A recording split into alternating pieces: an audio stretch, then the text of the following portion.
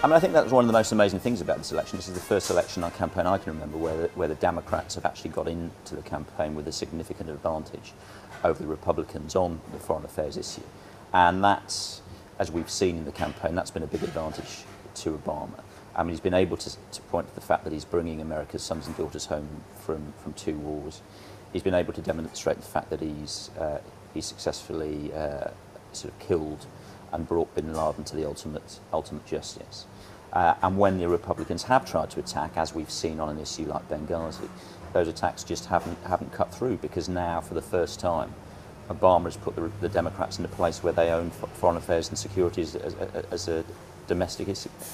There's no denying Obama has two big advantages. First of all, he gave the order to kill bin Laden. He did not personally do it, although sometimes his ads suggest that he went in there with his bare hands. And secondly, he is the commander-in-chief, so he ends up looking presidential and getting that military vote. On the other hand, Romney would argue that he has failed to show leadership when it comes to the Middle East, that he has consistently reacted to events rather than set the agenda.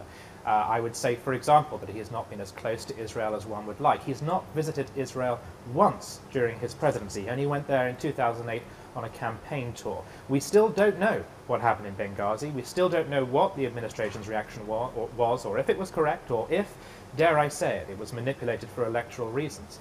And if you look at the Middle East right now, it's not settled. People do not feel safe, and US embassies are being targeted. That, to me, is a record of consistent failure. No, but I think if you look at I think what Obama understands now, which is the days when an American president could decide who the president of Egypt was, are over, and we've seen that with the Arab Spring.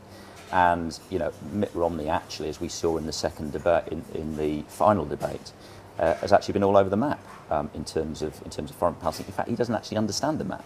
I mean, Mitt Romney showed us in the debate he doesn't actually know where the Persian Gulf is. So whatever Obama's failings, you know, people aren't going to trust Mitt Romney with foreign affairs. Mitt Romney said, first of all, that we can't kill our way out of this mess, showing a commitment to the view that America must leverage its ideals, leverage its democracy and its influence in its markets in order to get what it wants. That means not picking and choosing the presidents of foreign countries, but for goodness sake, standing up for American interests and the interests of the West.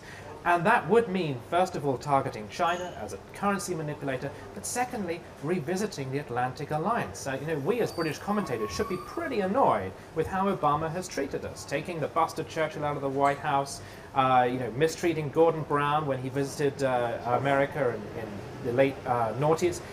This is a guy who has consistently neglected traditional alliances.